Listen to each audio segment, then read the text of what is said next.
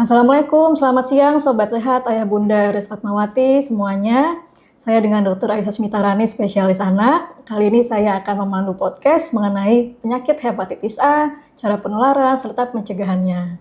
Ya, kali ini juga kita akan berdiskusi dengan narasumber yang ahli di bidangnya, yaitu Dr. Dedi Rahmat, spesialis anak konsultan, yaitu konsultan gastrohepatologi anak di Iris Fatmawati. Yuk kita simak.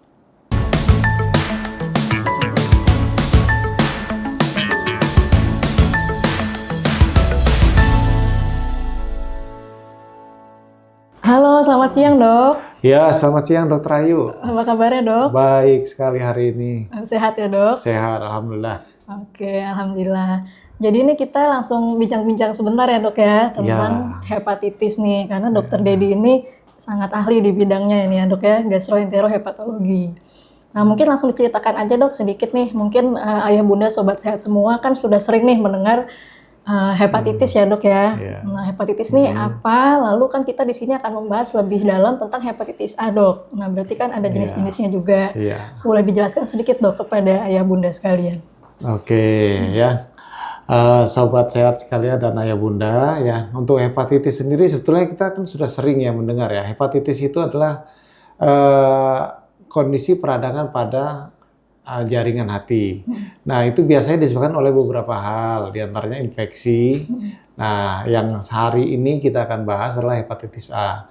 Hepatitis A itu adalah infeksi hati yang disebabkan oleh infeksi virus hepatitis A. Ya, dan penyakit ini masih cukup sering kita temukan di Indonesia. Ya, oleh karena faktor dari sanitasi, hygiene yang masih belum optimal ya di masyarakat kita. Itu saja. Itu ya dok ya. Iya. Berarti tadi kan kalau dokter bilang hepatitis A tadi karena faktor hygiene ya dok ya, kebersihan juga jadi angkanya masih tinggi. Iya. Nah berarti penularannya itu sebenarnya lewat apa sih dok hepatitis A ini? No, penularannya itu ya karena berhubungan dengan hygiene sanitasi itu ya paling sering itu adalah fekal oral ya. Fekal oral di mana masalah kebersihan pribadi ya. Kemudian tuh bisa juga menyebabkan terjadi dari makanan yang terkontaminasi ya. Dan masalah kebersihan pribadi tadi itu bisa mungkin setelah dari kamar mandi atau dari mana yang mungkin ada kotor gitu ya. Itu tidak optimal cuci tangannya, jadi ya bisa jadi sumber penularan juga. Yang paling sering itu kita temukan justru pada anak-anak yang mereka belum ngerti itu mana bersih, mana enggak, mana yang boleh, mana yang enggak boleh gitu. Apa aja semua dia temuin bisa dimasukin mulut tuh. Iya. Iya. Oke, jadi memang penularannya mudah ya dok ya? Iya, mudah sekali. Fekal oral gitu ya. Berarti populasi yang paling sering nih dok, tadi kan dokter sudah sebut anak-anak. Nah ini mungkin spesifiknya kira-kira usia berapa sih dok yang paling sering terkena hepatitis A? Nah, sebetulnya paling sering itu pada anak-anak ya, terutama sih usia sekolah. Sementara kan untuk data yang di bawah usia sekolah tuh masih agak jarang dan cenderung itu asimptomatik ya sebetulnya. Nah, kalau anak usia sekolah itu kan sudah bisa beli jajan, terus kadang-kadang dia habis main bola barangkali atau main di tempat yang berlumpur atau apapun, nah itu ya, makan dia langsung ambil aja makanannya, ya itu jadi bisa menyebabkan makanan yang dia makan jadi terkontaminasi. Belum lagi makanan yang dari jajanan yang kita tidak yakin masalah kebersihannya. Iya dok. Berarti tadi anak-anak paling sering ya dok ya, tapi tadi dokter bilang sebenarnya seringnya asimptomatik atau tidak bergejala ya dok. Iya. Nah kalau muncul gejala, biasanya gejalanya apa dok yang harus diwaspadai oleh ayah bunda sekalian? Gejala yang paling sering pada anak dengan hepatitis A itu adalah paling sering itu kuning kelihatan. Jadi yang sering dibilang di masyarakat tuh penyakit kuning. Nah itu biasanya yang paling pertama kelihatan mata, ya, kulit. Kemudian kadang-kadang disertai adanya demam, cepat lelah, kemudian ada mual, muntah. Itu bisa ditemukan pada orang yang mengalami hepatitis A.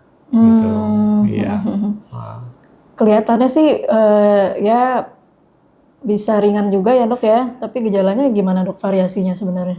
Nah, umumnya gejala itu ringan-ringan aja. Ini dengan istirahat, dengan pemberian nutrisi yang optimal dan cairan yang optimal itu keluhan tuh membaik biasanya. Akan tetapi ada beberapa kasus yang bisa berat ya.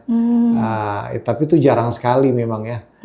Misalnya terjadi hepatitis fulminan. Nah itu kalau itu sangat sulit diatasin ya, dan berat biasanya kondisi klinis pasiennya. Iya. Jadi sebenarnya secara umum sih ringan ya dok ya. Iya. Tapi beberapa kasus bisa menyebabkan komplikasi yang cukup berat. Iya. Nah, tadi kan dokter sudah menyebutkan gejalanya anak-anak paling sering ya dok ya. Iya. Nah, kalau nih orang tua di sini ada yang menduga, ayah bunda sekalian menduga anaknya, nih kayaknya nih dari gejala yang disebutkan dokter, anak saya hepatitis nih, Iya. hepatitis A atau hepatitis yang lain ya dok ya. Iya. Nah, apa yang harus dilakukan oleh ayah bunda dok? Ya, pertama kalau kita menemukan anak kita tuh dengan gejala tadi kuning, sebaiknya segera diperiksakan. Karena kan kuning itu kan bukan suatu hal yang lazim ya. Memang ada kondisi-kondisi tertentu anak terlihat kuning ya, biasanya pada balita umur setahun kurang ya, kita bisa dapat juga kuning. Tapi kuning ini beda ya. Oke, Kuningnya beda ya, Dok? beda. Cenderung biasa kelihatan pada telapak tangan dan sedikit di kulit yang di badan. Nah itu akibat makanan yang banyak mengandung beta karotin. Nah itu bisa matanya tidak kuning. Nah kalau kita menemukan dua-duanya, matanya kuning, kulitnya kuning, ya segera diperiksa. Ya pemeriksaan itu juga sederhana untuk menentukan ada masalah dengan hatinya atau tidak. Ya hanya pemeriksaan namanya itu fungsi hati atau yang sering-sering dibilang pemeriksaan SGOT, SGPT. Ya. Dan pemeriksaan lanjutan lagi itu kita biasa juga mengkombinasikan dengan pemeriksaan bilirubin. Apabila kita temukan juga, kan terkadang pada hepatitis A ini kita temukan perubahan pada warna kencingnya. Warna kencingnya normal kan ya paling kuning, terang, atau kadang-kadang kalau kurang minum kuning pekat. Nah pada pasien-pasien yang dengan hepatitis bisa ditemukan seperti warna air teh. Gitu. Nah, kalau udah sampai situ ya kita harus pastikan segera memeriksakan anak kita. Baik Ya. dok. Jadi pemeriksaannya tadi untuk mendiagnosisnya diambil biasanya periksa fungsi hati ya dok Iya, ya, periksa iya, darah, dari lalu darah. ada apa lagi dok yang kira-kira diperiksa? Iya, periksa darah ya hanya dari tampilan urin kita bisa lihat. Ya. Siap-siap dok. Nah kalau sudah didiagnosis dok, nah mungkin ayah bunda ini ingin tahu juga ya dok ya. Tadi kan dibilangnya biasanya ringan gitu. Nah itu ngobatinnya gimana dok biasanya obatnya? Ya, untuk pengobatan sebetulnya tidak ada pengobatan khusus ya pada hepatitis A ini. Jadi ya kita perbaikin kebutuhan cairan, kebutuhan nutrisinya dengan optimal, tentu dengan makanan-makanan yang sehat ya, sehingga proses peradangan itu akan jadi pada hati kita akan lebih cepat membaik dengan dukungan nutrisi yang baik tadi. Kemudian dengan dibantu juga dengan anak-anak ini harus bed rest ya. Jadi nggak bisa tuh lagi sakit begitu pecicilan misalnya ya, main lari-lari, main sepeda, ya nggak bisa. Tentu dia harus istirahat. Sama semua harus terkontrol. Ya, obat itu tergantung tertentu saja itu. Biasanya kita kadang juga diberikan dengan antioksidan lah ya. Dan ya itu saja sih biasanya kebanyakan. Tadi bed rest yang ini ya dok ya, garis bawah. Walaupun kelihatannya ringan, cuma nggak boleh jalan-jalan, lari-larian ya dok. Oke dok, nah tadi kita udah bicara pengobatannya. Nah mungkin di sini sebenarnya inti dari acara kita hari ini ya dok ya.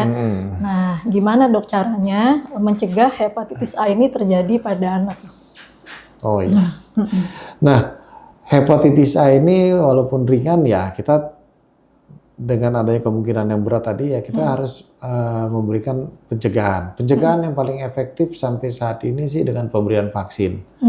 Nah vaksin hepatitis A ini sudah lama ditemukan dan sudah rutin diberikan pada anak-anak, dan ini juga sudah menjadi rekomendasi dari Ikatan Dokter Anak Indonesia. Nah, pemberiannya kapan kira-kira? Nah, pemberiannya itu sekitar 12 sampai 23 bulan direkomendasikan. Boleh nggak dok kalau misalnya telat? Ya boleh-boleh aja, namanya udah telat mau gimana, tapi kita harus berikan. Karena risiko terkena hepatitis A itu kan makin meningkat pada anak usia sekolah dan makin besar lagi. Jadi kita direkomendasikan untuk pemberian vaksin hepatitis A. Nah, tadi vaksinnya berarti bisa diberikan mulai setahun ya dok ya, usia setahun. Yang paling jauhnya dok, tadi kan kalau telat masih bisa dikejar. Sampai usia berapa dok?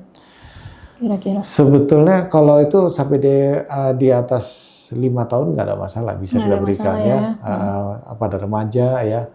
Terkadang tentu tapi kita harus periksa dulu gimana kadar anti HIV-nya. Kalau rendah ya sebaiknya kita berikan. Ya, kadar anti HIV-nya ya. Siap dok. Nah dok, kalau misalnya nih sudah pernah kena hepatitis A, nah ini masih perlu divaksin juga nggak dok? Masih ada yang nanya nih sini. Iya. Nah, hepatitis A itu walaupun bisa ringan atau berat, ada hal yang sangat menarik pada kondisi penyakit ini. Pada individu yang sudah terinfeksi hepatitis A dan dia sembuh, ya biasanya dia akan mengalami kekebalan alami. Dan itu biasanya bertahan cukup panjang, bahkan bisa seumur hidup. Jadi ya nggak perlu divaksin lagi.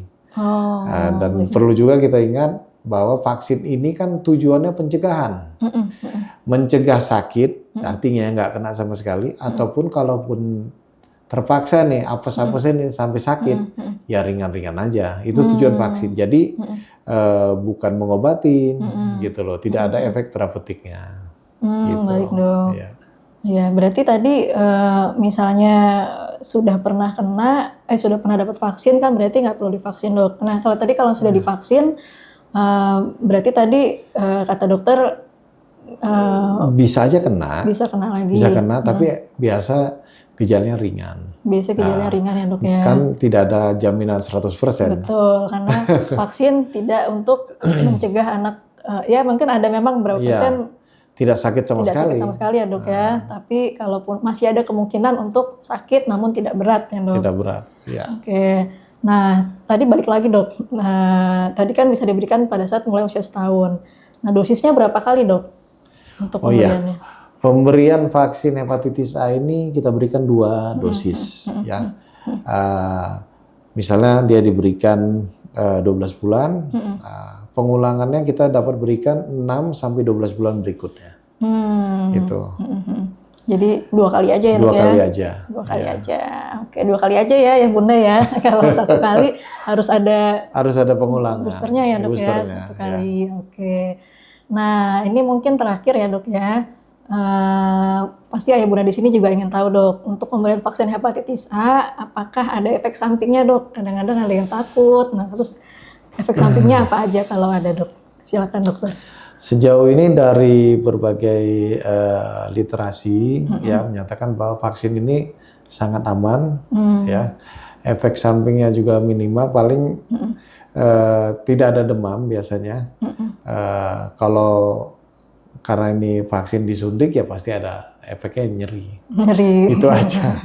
Itu aja ringan ya dok ya. Ringan sekali. Jadi dokter belum pernah menemukan secara literatur juga. Sampai saat ini belum. Ya. Siap, oke. Mungkin penjelasannya sudah sangat jelas sekali dok. Terakhir lagi dok, dari dokter mungkin ada closing remark dok, penutupan untuk ayah bunda sekalian. Ada yang mau disampaikan dokter terkait hepatitis atau vaksinnya tadi? Ya.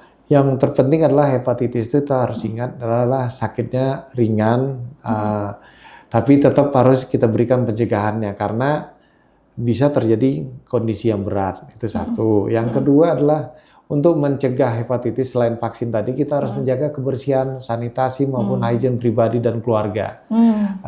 Kita harus mencegah dari situ karena itu yang terbaik, bukan kita obatin, ya. Nah, yang berikutnya untuk di Rumah Sakit Fatmawati sudah ada ya Dokter Ayu ya. Iya, sudah Kita ada. menerima untuk ayah bunda yang akan membawa anaknya untuk vaksinasi dan tolong dilihat apakah dalam jadwal imunisasi anak-anak ayah bunda apakah sudah mendapat vaksin hepatitis A atau belum. Jika belum, silakan berkonsultasi ke Fatmawati. Oke, terima kasih banyak dokter atas bincang-bincangnya siang hari ini. Tadi sudah dijelaskan dengan sangat lengkap. Nah yang terakhir tadi juga ya, kita di RS Fatmawati melayani layanan vaksin, salah satunya adalah hepatitis A ini.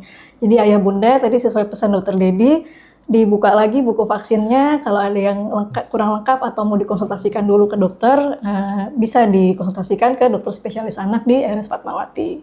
Oke, terima kasih dokter atas sama-sama, Dokter Ayu. bincang-bincangnya. Semoga bermanfaat untuk ayah bunda semua. Sampai jumpa di podcast berikutnya. Jumpa.